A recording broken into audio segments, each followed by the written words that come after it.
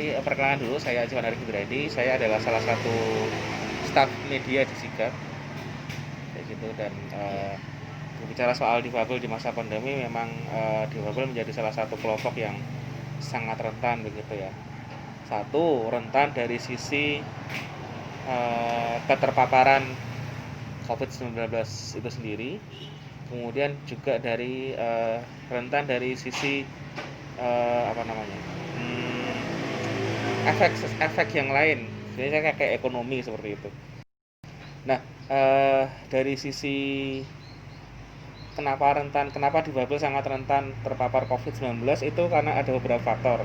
Yang pertama adalah satu, karena informasi yang selama ini beredar di masyarakat itu tidak cukup mudah diakses oleh teman-teman difabel.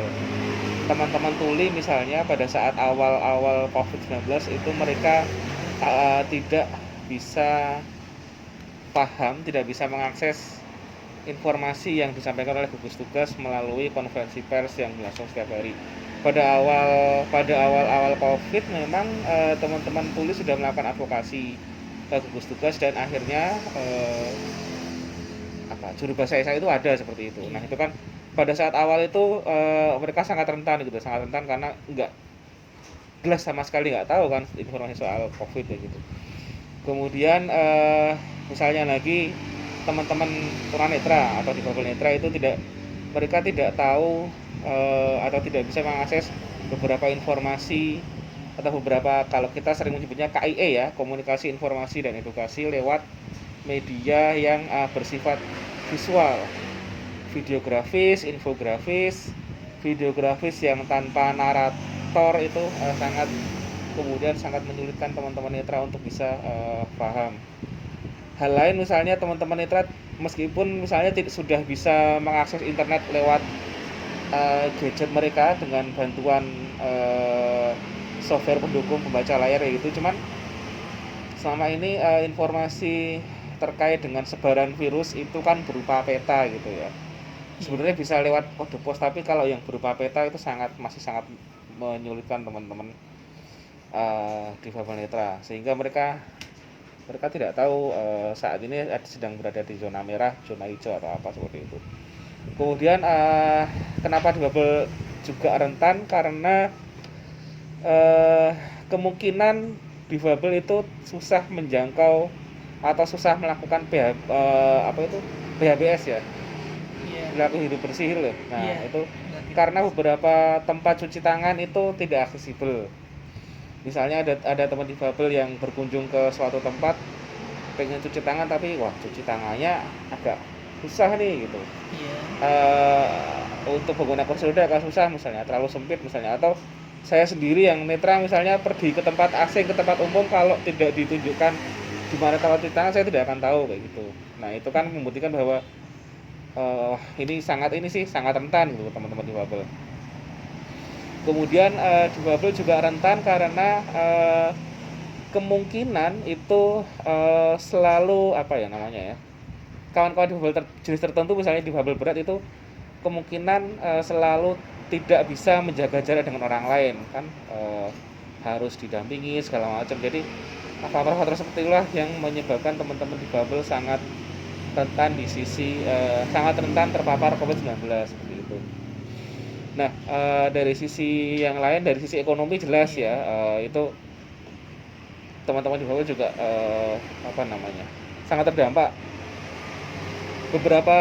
Kalau saya mengamati beberapa kawan netra yang bergerak di pijat misalnya, mereka kemarin tutup gitu ya, gulung tikar. Mereka sama sekali tidak mendapatkan penghasilan, sama sekali tidak mendapatkan masukan. Bahkan kemarin beberapa hari yang lalu saya sempat ketemu teman netra yang selama berbulan-bulan hanya makan ubi dan mie instan gitu misalnya.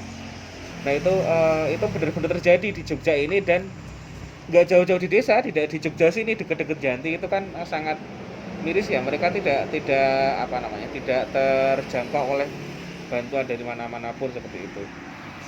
Nah, kemudian juga contoh lain misalnya teman-teman yang bergerak di bidang seni di Bali misalnya, teman-teman itu yang biasa manggung di kafe kayak gitu-gitu kan otomatis tidak bisa tidak bisa beraktivitas karena banyak yang tutup kafenya seperti itu. Jadi memang ini situasi yang sangat menyulitkan teman-teman difabel dari sisi ekonomi gitu mas. Secara umum seperti itu sih mas.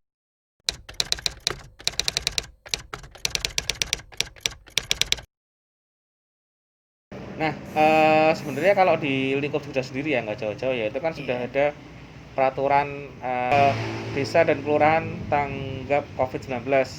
Itu beberapa bulan lalu sudah dirilis, tapi memang di dalamnya belum spesifik mengatur soal bagaimana difabel itu bisa terlibat ya itu, atau bagaimana difabel itu bisa terlindungi dari COVID-19. Jadi memang secara ini memang belum inklusif ya gitu, memang belum secara spesifik mengatur soal difabel kayak gitu. Uh, Buktinya adalah tidak ada misalnya mekanisme pada saat teman-teman difabel itu harus apa namanya isolasi mandiri ya gitu kan, nggak ada atau belum ada peraturan yang secara spesifik mengatur hal itu kayak gitu. Itu sih mas. Jadi memang memang apa ya memang belum, tapi memang kami sudah melakukan advokasi ke beberapa pihak, bekerjasama dengan pihak lain termasuk gugus tugas di DIY itu agar kemudian karena ini sedang disusun peraturan yang baru, sedang disusun aturan adaptasi yang baru dari pemerintah untuk warga di Jogja. Ini kita berupaya untuk memasukkan mainstream difabel di dalamnya gitu.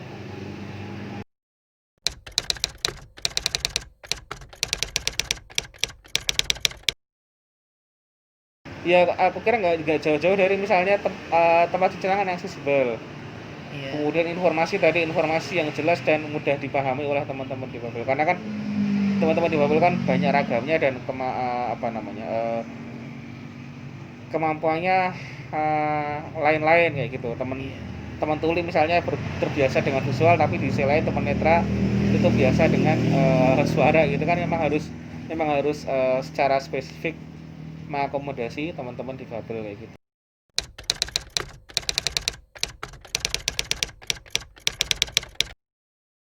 Iya sih, apa namanya kita sedang berupaya untuk bagaimana berinteraksi dengan difabel itu secara aman ya gitu. Jadi ada juga fenomena kemarin-kemarin itu teman-teman netra jalan di tempat umum, kalau sebelum-sebelumnya banyak yang menggandeng, banyak yang menolong, tapi kemarin-kemarin jadi takut menolong karena takut bersentuhan ya gitu loh.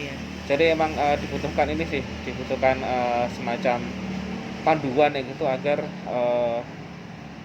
apa ya namanya perekonomian mereka juga bisa bangkit. Tapi di sisi mereka sendiri juga sudah mulai aware bahwa misalnya hal simpel, misalnya di depan usaha pijatnya itu diberi tempat cuci tangan kayak gitu, atau misalnya tempat terapinya menggunakan sarung tangan kayak gitu, terus kemudian satu alas itu satu customer kayak gitu. Nah, itu jadi sudah mereka sudah punya, kayaknya sudah mulai sadar dan punya SOP tersendiri terkait hal itu sih.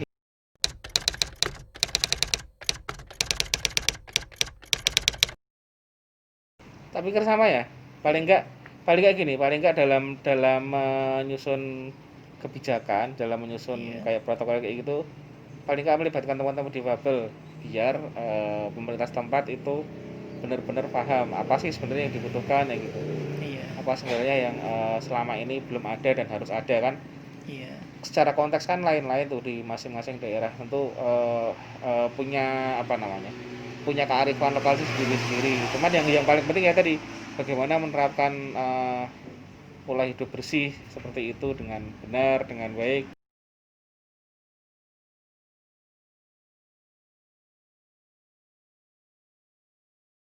Iya, saya rasa memang pemerintah perlu paham bagaimana menjaga kawan-kawan difabel agar tetap bisa jangan sampai terpapar COVID-19, tapi juga kemudian memastikan benar-benar difabel ini bisa dalam tanda kutip bisa hidup kayak gitu dengan berbagai macam kebijakan tadi, kayak misalkan sudah ada misalnya kayak BLT gitu-gitu memang sudah ada, dan harapannya ini benar-benar dipastikan sampai pandemi ini benar-benar berakhir, karena jangan sampai kemudian teman-teman difabel berusaha, dalam tanda kutip berusaha menghidupkan ekonomi mereka, tapi kemudian tanpa mengindahkan atau menyepelekan protokol kesehatan itu sendiri kan gitu kan, justru ini malah justru berbahaya